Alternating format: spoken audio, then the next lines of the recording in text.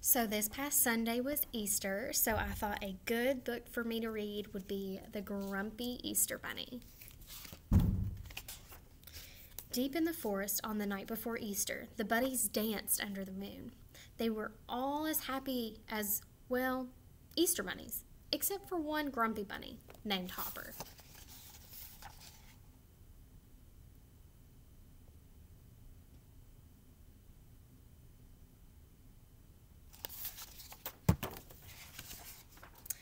After the bunnies had finished dancing, Sir Byron the Great Hare told them, "You are the messengers of spring. Go now and spread love and joy." Hopper kicked a stone and grumbled, "Joy and love. Ha! I hate that mushy stuff." As he waited in line for his wheelbarrow full of Easter treats, Hopper grew even grumpier. What was the point of making treats all year and then running your paws off to hide them for someone else to find?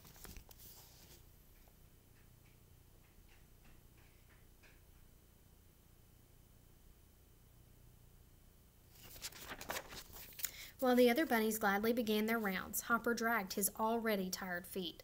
Hopper gazed at the heap of chocolate bunnies, marshmallow chicks, caramels, raspberry creams, and other delights. "I wish all these treats were mine," he thought hungrily.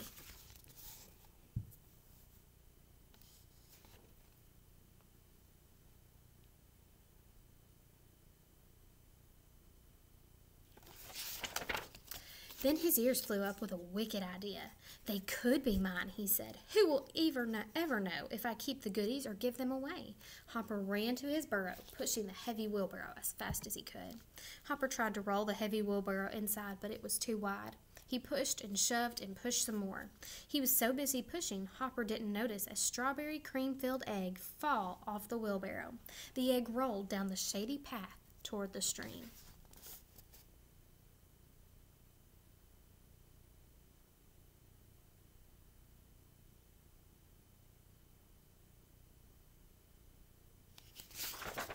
Hopper puffed up his tiny chest, then he pushed with all his might. The wheelbarrow lurched forward, and the grumpy bunny fell flat on his face.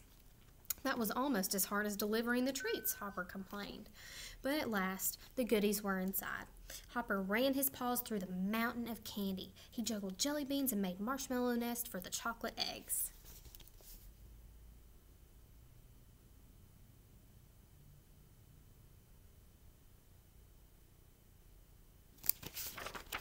Then he began to eat and eat and eat. Hopper gobbled and gnawed the whole night, though. Now he didn't feel so grumpy, but he did feel very sticky and a little too full. Finally, he decided to go to the stream to get a nice cool drink. Hopper stopped when he heard a meow, meow, meow. He peeked out from behind a tree and saw Lottie, Spotty, and Dottie, 3 kittens who lived nearby.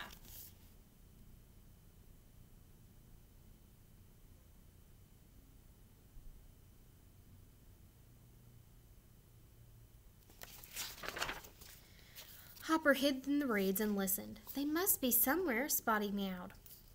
"This is Easter morning, isn't it?" Lottie asked. "Oh dear," Hopper thought. "The kittens are searching for Easter treats, and they aren't going to find any." Hopper felt an uncomfortable stirring in his insides.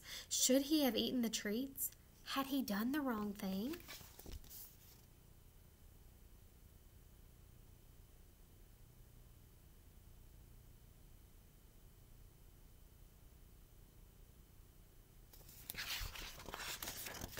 Then, to Hopper's great surprise, Dottie cried, "I found one!" She had found the strawberry cream-filled egg that had fallen off the wheelbarrow.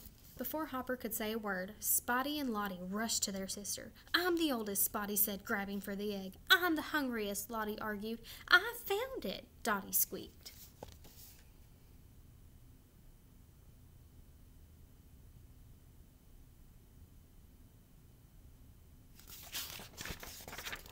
Hopper felt terrible as he watched the kittens wrestle and hiss in the dewy grass. Suddenly, the kittens rolled right over the egg and smashed it into bits.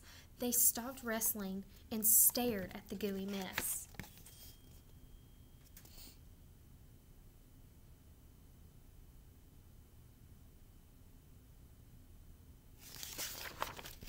"We should have shared," Spotty mewed sadly. "We shouldn't have been so greedy," Lottie sighed. We'll divide what's left of it, Dottie said firmly. Then the three kittens hugged. Oh dear, Hopper said to himself. He turned away from those kittens only to find himself nose to nose with Sir Byron, the Great Hare.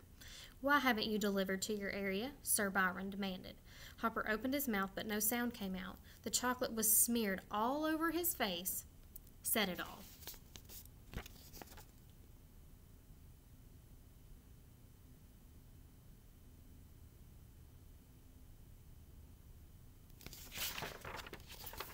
Come with me, Sir Byron said. Hopper followed him to the burrow, and the kittens tagged along behind. Sir Byron gave the kittens what was left of Hopper's goodies and made them honorary Easter bunnies.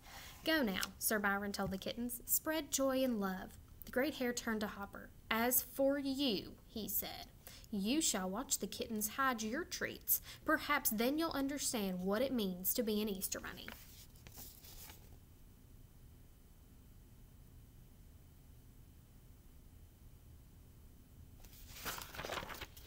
It took a while for the kittens to get the knack of hippity-hopping, but they had no trouble at all spreading joy. Hopper followed as they crossed the forest, hiding a brightly colored egg here, a chocolate bunny there.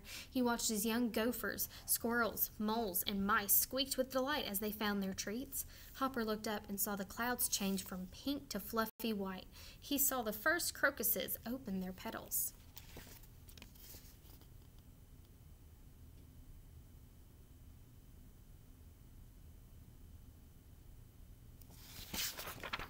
Hopper felt a lump in his throat. He'd always just worked his route, then gone home to soak his sore paws. He'd never noticed the wonder and magic of Easter before. It made him feel happy inside. Just then, Sir Byron appeared at his side. What do you think about Easter now, Hopper? It's wonderful, Hopper said. From then on, Hopper was glad to be an Easter bunny. He didn't mind spending every day of the year making treats for others to enjoy. And the next year, for the first time in his life, Hopper was eager for the night before Christmas. The night before Easter, not Christmas.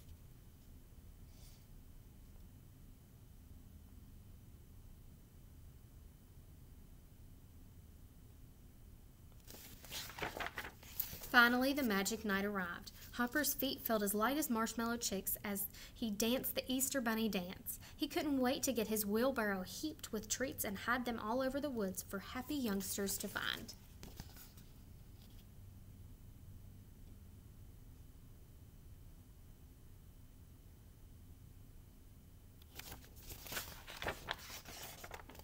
When Sir Byron gave Hopper his wheelbarrow, he said, Since you have an awfully big route for little old Bunny, I've arranged you to have some helpers. Hopper laughed as the three little kittens popped out from behind the Great Hare. As they pushed their delicious load through the moonlit forest with a hippity-hoppity, meow, meow, meow, Hopper realized just how much happiness Easter brings.